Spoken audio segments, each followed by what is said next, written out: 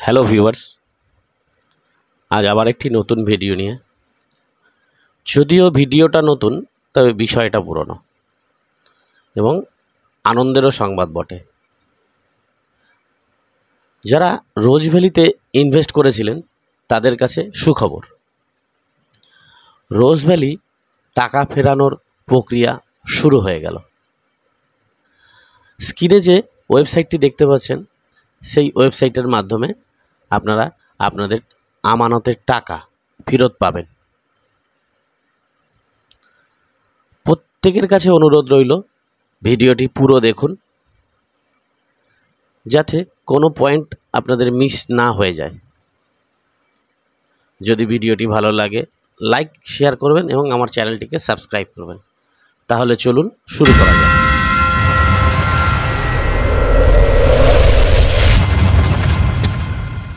প্রথমে গুগল ক্রোমে গিয়ে বা যে কোনো ব্রাউজারে গিয়ে রোজভ্যালি adc.com লিখবেন।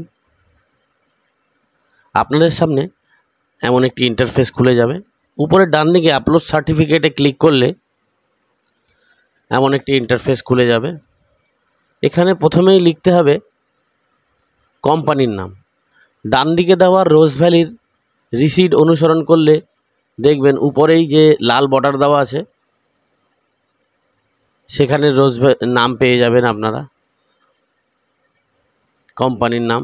পরে ফার্স্ট ইনভেস্টরের নাম, এখানেও রোজ ভ্যালি সার্টিফিকেটে দেখুন নীল দাগ করা আছে, যেটা নীল বর্ডার দেওয়া, সেখানে নাম পেয়ে যাবেন, আমানতকারীর বয়স, আমানতকারীর লিঙ্গ, আমানতকারীর ফোন নাম্বার, আমানতকারীর পরিচয়পত্র এবং আধার নম্বর লিখুন। যদি যৌথভাবে হয় তাহলে এখানে যৌথর নাম লিখতে হবে, তার পরিচয়পত্র লিখতে হবে।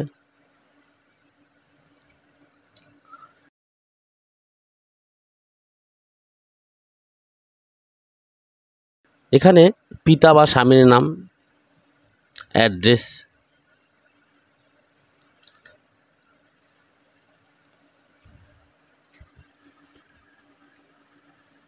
গ্রাম শহরের নাম, পোস্ট অফিসের নাম,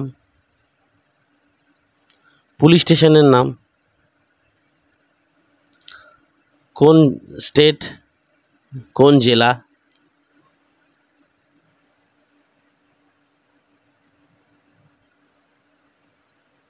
পিনকোড,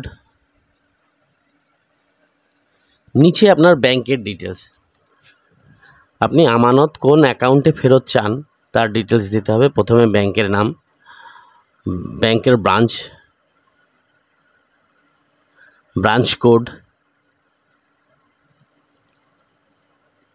আপনার সেভিংস অ্যাকাউন্ট নাম্বার,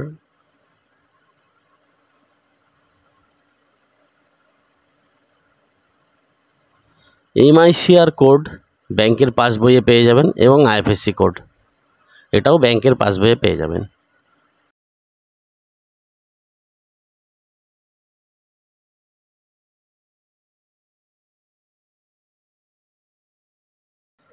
নিচে স্ক্রল করলেই প্রথমে আমানত শংসাপত্র নাম্বার বা ইনভেস্টার সার্টিফিকেট নাম্বার, যেটা আপনি বন্ডে পেয়ে যাবেন, উপরে ডান দিকে থাকবে দেখবেন। পরে আমানতকারীর নাম, আপনি কবে ইনভেস্ট করেছেন বা ইনভেস্টের তারিখ এখানে দিতে হবে, কত সালে কোন তারিখে আপনি ইনভেস্ট করেছেন। এখানে আমানতের পরিমাণ, মানে কত টাকা ইনভেস্ট করেছে, আপনার ম্যাচুরিটি ডেট, কোন ডেটে ম্যাচুরিটি হওয়ার কথা ছিল বা আছে,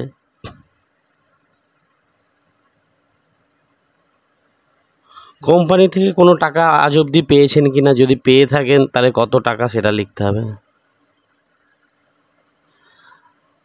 আর বাকিটা যদি ফেরত না পাওয়া যায় সেইটা লিখতে হবে, মানে কত টাকা ফেরত পাননি আর আপনার কত টাকা প্রাপ্য। দিয়ে কন্টিনিউ ফর ডকুমেন্ট আপলোডে গেলেই ক্লিক করবেন। এরকম একটি ইন্টারফেস আপনাদের সামনে চলে আসবে। এখানে আপনাদের ডকুমেন্ট আপলোড করতে হবে। প্রথমেই আমানতের আসল শংসাপত্র অর্থাৎ আপনার বন্ড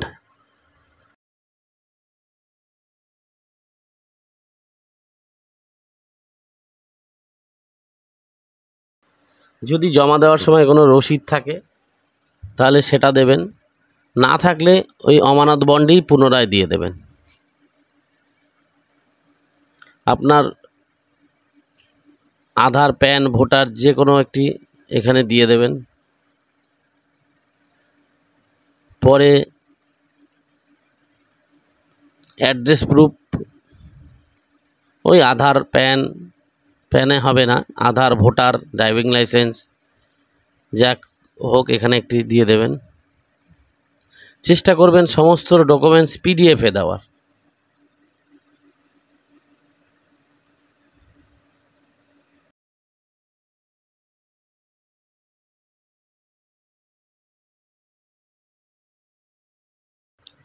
এখানে আপনার ব্যাংকের পাসবই দেবেন এবং নিচে বাতিল চেক বা ক্যান্সেল চেক দেবেন। যদি ক্যান্সেল চেক না থাকে তাহলে পাসবইয়ের প্রথম পেজ দিলেও হবে। সাবমিট করুন।